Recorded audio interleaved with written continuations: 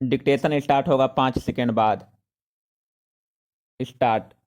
वर्ष 1947 में देश की आज़ादी के बाद भी जयप्रकाश नारायण राजनीतिक रूप से सक्रिय रहे।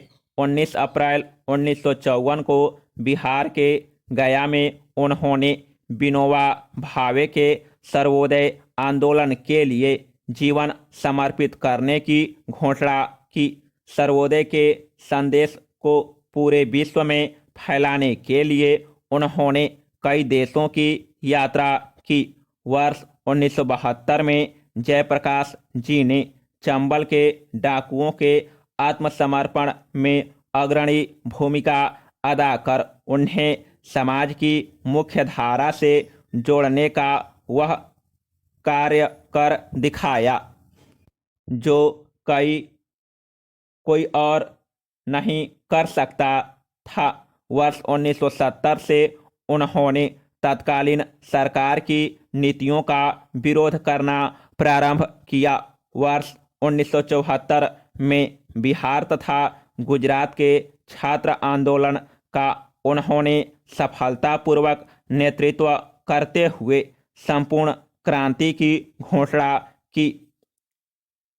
यही वह समय था जब जयप्रकाश अपने संक्षिप्त नाम जेपी के रूप में प्रसिद्ध हुए और लोकनायक कहलाने लगे।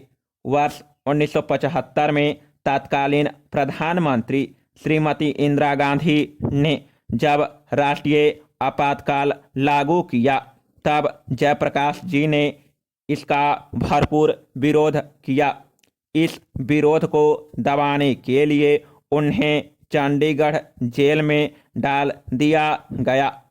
अंततः वे अपने संघर्ष में कामयाब हुए और अपने अभूतपूर्व नेतृत्व के बल पर जनता पार्टी को वर्ष 1977 के चुनाव में विजयश्री दिलवाई।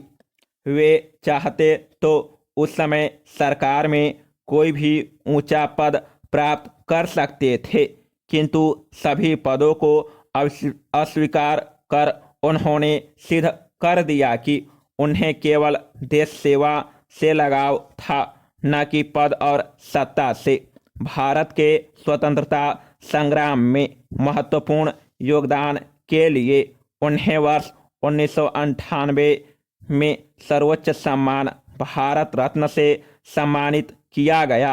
इससे पूर्व उन्हें रमन मैग्सेसे पुरस्कार से भी वर्ष 1965 में सम्मानित किया गया। जयप्रकाश नारायण लोकतंत्र में व्याप्त भ्रष्टाचार के आलोचक थे। वे ऐसे समाज की स्थापना पर बल देते थे जो सहकारिता, आत्मानुशासन और उत्तरदायित्व की भावना से परिपूर्ण हो। वे सत्ता का विकेंद्रीकरण कर ग्राम स्वराज्य की स्थापना को महत्वपूर्ण मानते थे। जयप्रकाश नारायण का निधन 8 अक्टूबर 1979 को पटना में हृदय की बीमारी और मधुमेह नामक रोग के कारण हो गया। तत्कालीन प्रधानमंत्री चौधरी चरण सिंह ने उनके सम्मान में 7 दिन के राष्ट्रीय शोक की घोषणा की। उनके इस दुनिया से विदा लेने के साथ ही उनकी क्रांति मंद पड़ गई, किंतु देश को सर्वोदय एवं समाजवादी क्रांति की जो राह उन्होंने दिखाई, उस पथ पर चलते हुए भारत आज भी समाजवादी लोकतंत्र के रूप में अपने राजनीतिक पथ पर सफलतापूर्वक एवं तीव्र गति से